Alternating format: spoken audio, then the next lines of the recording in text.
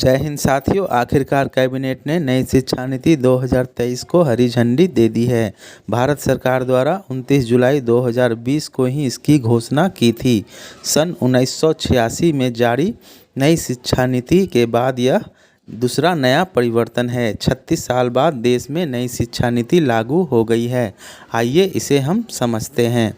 अब 12वीं तक की पढ़ाई 5+3+3+4 में बांटी गई है। इसमें पहले 5 वर्ष जो पढ़ाई होगी वह फाउंडेशन स्टेज रहेगी। इसमें शुरुआती 5 सालों में बच्चों को किताबों के बोझ से छुटकारा मिलेगी। इसमें खेलकूद और अन्य गतिविधियां की पढ़ाई होगी। इसमें प्री प्राइमरी के 3 साल और 2 साल पहली कक्षा और दूसरी कक्षा शामिल होगी। अंग्रेजी अनिवार्यता को खत्म कर दी गई है। अब बच्चे अपनी मातृभाषा, राष्ट्रीय भाषा, क्षेत्रीय भाषा में पढ़ाई कर सकते हैं। आगे कक्षा 3 से 5 तक की पढ़ाई में छात्रों का भविष्य तैयार किया जाएगा। इसमें बच्चों को विज्ञान, गणित, कला, सामाजिक विज्ञान जैसे विषय पर पढ़ाई करवाए जाएंगे। फिर अगले 3 साल में कक्षा 6 से 8 तक की पढ़ाई मिडिल स्टेज होगी। इसमें बच्चे कंप्यूटर को सीख सकते हैं। उन्हें इस स्टेज में व्यवहारिक ज्ञान से रूबरू करवाई जाएगी। अब कक्षा 6 के भी छात्र भी इंटर्नशिप कर सकते हैं।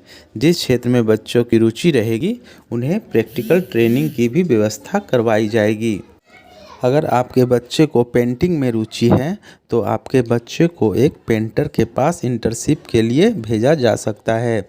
साथ ही साथ अगर आपके बच्चे को डांस में रुचि है तो एक डांसर के पास आपका बच्चे को इंटर्नशिप के लिए भेजा जा सकता है। यह पढ़ाई के पीरियड में ही यह होगा। फिर अगले 4 साल मतलब कक्षा 9वीं से 12वीं तक की शिक्षा सेमेस्टर सिस्टम के आधार पर होगी।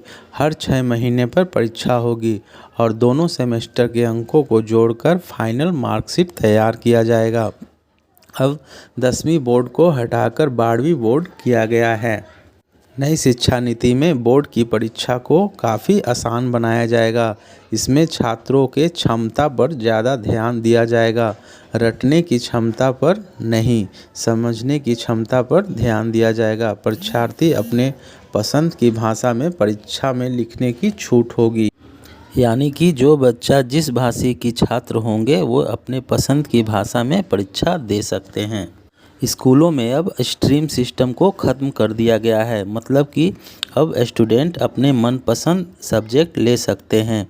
आर्ट्स के स्टूडेंट अगर फिजिक्स की पढ़ाई करना चाहते हैं और कॉमर्स के छात्र हिस्ट्री की पढ़ाई करना चाहते हैं तो वो अब अपने कोर्स में सब्जेक्ट चयन कर सकते हैं। कॉलेज में भी पढ़ने वाले छात्रों के लिए भी नई शिक्षा नीति में काफ़ी बदलाव किए गए हैं।